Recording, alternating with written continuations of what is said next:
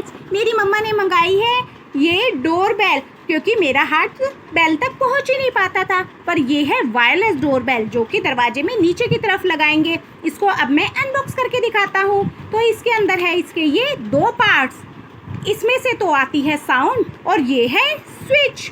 अगर हम इसको करेंगे प्रेस तो इसमें से आ रही है आवाज़।